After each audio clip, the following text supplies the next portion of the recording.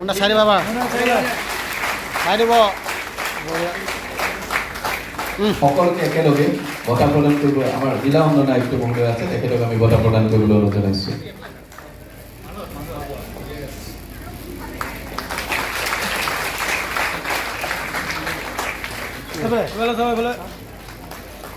সৰ্বভাৰতীয় পৰ্যায়ৰ অসমৰ পৰ্যায়ৰ লগত ইয়াৰ কথাটো কিন্তু সম্পূৰ্ণ বেলেগ তাৰ কাৰণটো হ'ল কি অসম এখন বহুজাতিক দেশ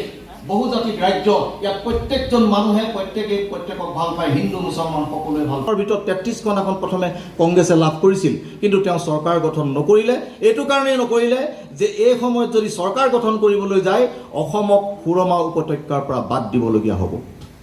আৰু সেই কাৰণে তেওঁ পিছৰ বছৰ এখন চৰকাৰ কৰিবলগীয়া হ'ল আৰু পিছৰ বছৰ চৰকাৰখন বেছি দিন থাকিবলৈ নিদিলে ইতিমধ্যে আমি ব্ৰিটিছ চৰকাৰে এটা কথা কৈ আছে যে বাৰেপতি যদি আমি পূববংগ আৰু অসমক লৈ এখন প্ৰদেশ কৰিব পাৰোঁ তেতিয়া আমাৰ সুবিধাটো হ'ব কিন্তু আমাৰ গোপীনাথ বৰদলৈ বা অন্যান্য